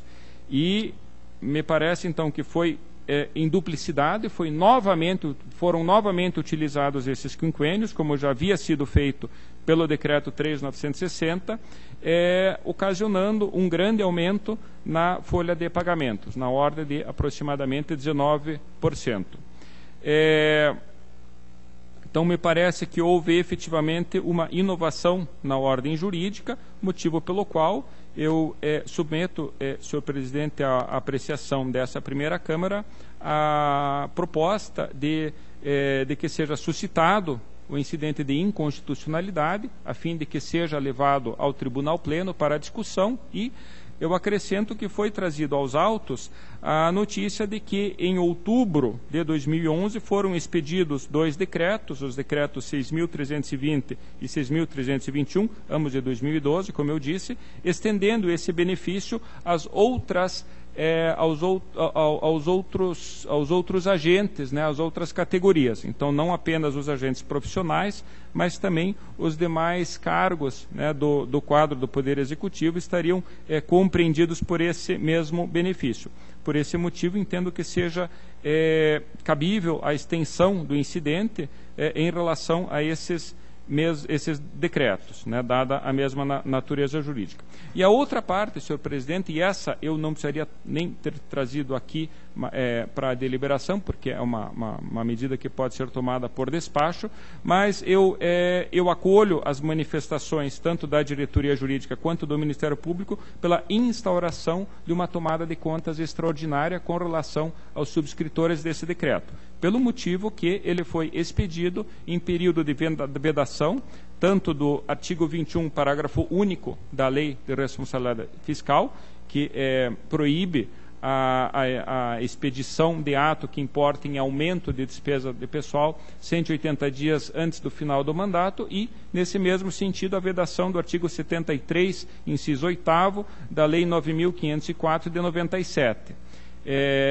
Cabe esclarecer que a Procuradoria-Geral do Estado, na sua defesa, entende que essa expedição do decreto 7774 teria se dado em cumprimento à decisão judicial. Eu discordo, porque as decisões judiciais que foram trazidas aos autos, na verdade, referiam-se a situações bastante anteriores que, no meu entender, foram justamente supridas pelo decreto 3.960. Então, não haveria, no meu entender, essa escusa, essa causa de isenção, de não aplicação desta lei, tanto da vedação da LRF como da nossa lei eleitoral.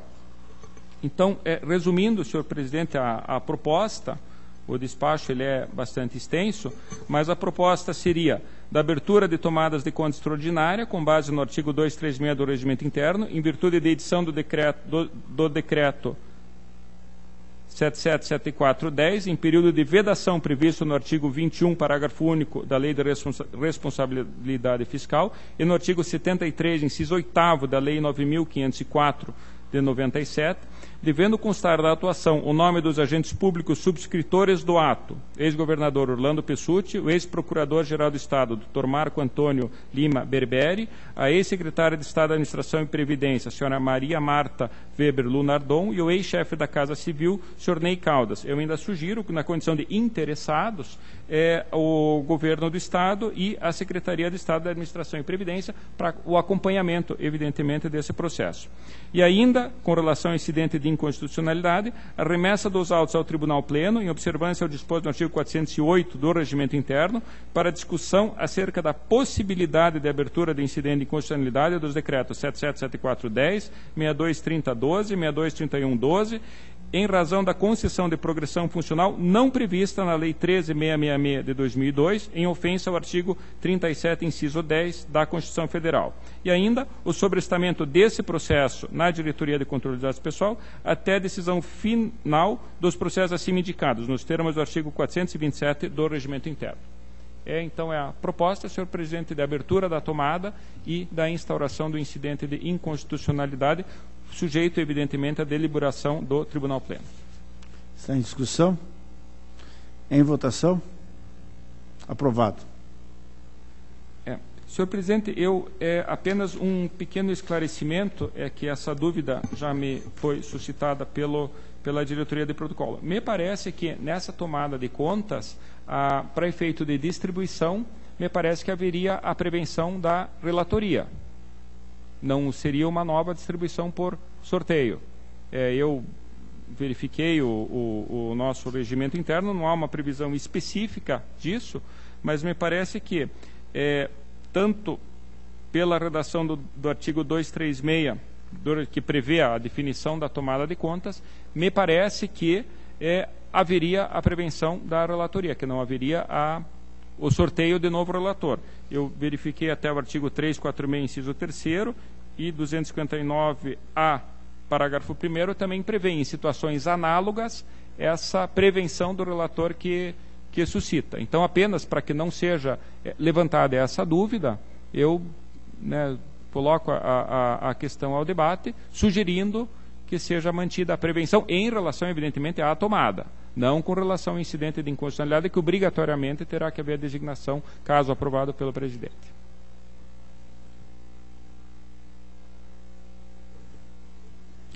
Meu entendimento também, Vossa Excelência, é prevento nesse caso. Não sei se há a discordância. Então, já fica desde logo, Vossa Excelência, com essa incumbência, que é um fardo pesado. Eu agradeço, senhor presidente, a pausa está cumprida. Conselheiro Fernando vai se ausentar nesse momento da sessão, em função de compromisso inadiável que ele já comunicou a essa presidência. Então, passo desde logo a palavra ao conselheiro substituto, Dr. Cláudio Canha, que efetivamente compõe o quórum de deliberação. Obrigado, senhor presidente. Vou, conforme anteriormente já fiz, enunciar os protocolos e os interessados, haja visto que o voto é pela legalidade de registro, não acolhendo recomendações e determinações de diversas ordens. Os atos de inativação: protocolo 46129510, José de Souza Jardim; 556700910, Newton de Arruda Urbanetes; 58911910, Divanir Poetas Martim; 59161010, Oswaldo Borédio; 68873710, Maria Ciste Manzano; 70718910, Raimundo Ferreira de Oliveira; 663211, Henrique dos Santos Freitas; 755711, Zulmeia Pivovar Felício; 769811, Leonilda Rosa Correia; 23451911, Ilair Natel da Silva; 25409911, Célia Regina Bontorim Secom; 28179711, Pedro Salles Filho; 44631111, João Maria Taleve; 45722411, José Carlos Pires; 49828111, Sheila Maria Mendes Santini. 55418111, Hamilton Leite. 55471811, Pedro Sebastião Ribas Rolau. 57234111, Darcy José Gubert. 63986111, Janete Silva Raque. 65047411, Eliane do Rocio Manfron. E 67746111, todos pela legalidade de registro, senhor presidente. Em discussão? Em votação? Aprovado. O processo seguinte, senhor presidente, 7132-2011, eu vou solicitar a retirada de pauta, já visto que no parecer da unidade técnica consta do corpo do parecer a proposta pela aplicação da multa e na conclusão não há, essa proposta não aparece. Então, para dirimir essa dúvida, eu vou solicitar a retirada de pauta para a nova instrução. Não havendo oposição, está retirada. Dando sequência, protocolo 9998/12 de Eliane Margarete Vensky Rodrigues. 22590012, Frieda Vicentina Richter Santana.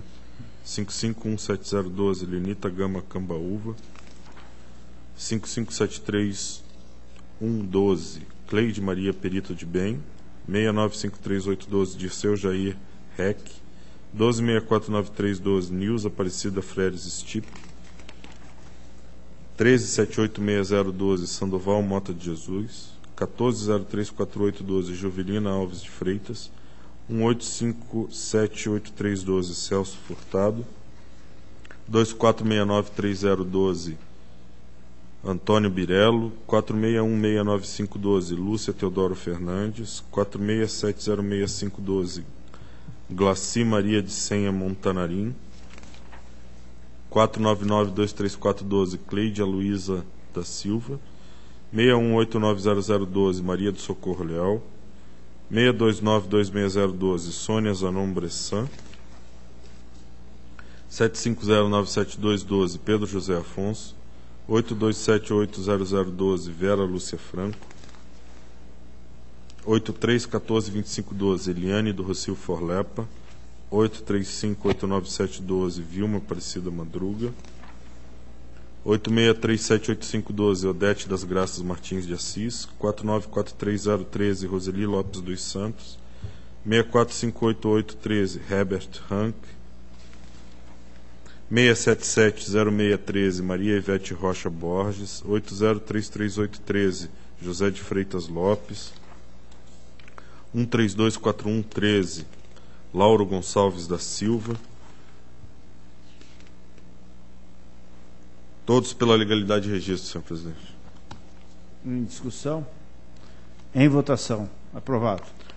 O processo de pensão, senhor presidente, 641153/10, vou solicitar a retirada de pauta para correção da autuação, haja vista a ausência do nome de Jonathan José de Oliveira Lopes, que é um dos beneficiados, que não consta no rol.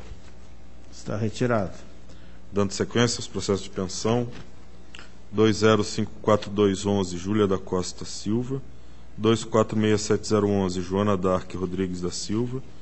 22662111, Claudiné dos Santos de Oliveira e Santos e Mateus Henrique Oliveira dos Santos. 25337811, Luzia Englen da Silva.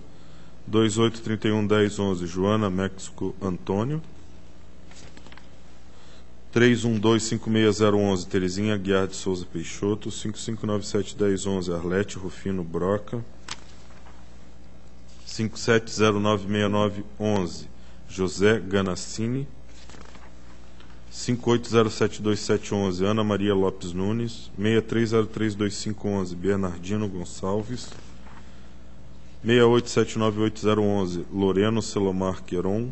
377412, Isabel Batista do Nascimento.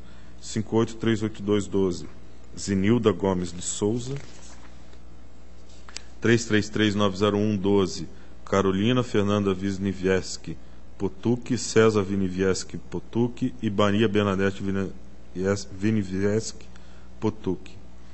4794812, Julieta Moratelli. 55839712, Rosa Vicente Gonçalves. 62004112, Gilda Maria Girardi.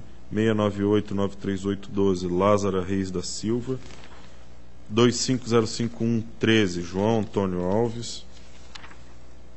66800713, Maria José Carbim de Poli. 8997113, Vicentina Rita de Souza. 9635813, Noeli Helender de Quadros. 10471313, Ruth Alves Lombardi. 11428013, Yolanda Hidalgo. 1650623, Maria Domiciano Neves. 22299511, Ademir do Rocio Paula. 56902012, Newton José Teixeira da Silva. 64550812, Ivanir Clusca Primo. 74178712, Yolanda Roque. 74252012, Maria Vosdete de Barros. 74269412, Terezinha da Costa D'Ângelo. E 584411, Ângela da Silva, Angelita da Silva, Angerli da Silva e Márcia Silva. Está em discussão? Em votação? Estão aprovados. Pode estar atendido, obrigado. Eu que agradeço a Vossa Excelência. Deixo livre a palavra. Convoco para o dia 9 de julho de 2013, terça-feira, para a 24ª sessão ordinária dessa primeira Câmara, às 14 horas, horário regimental. Levanta-se a sessão.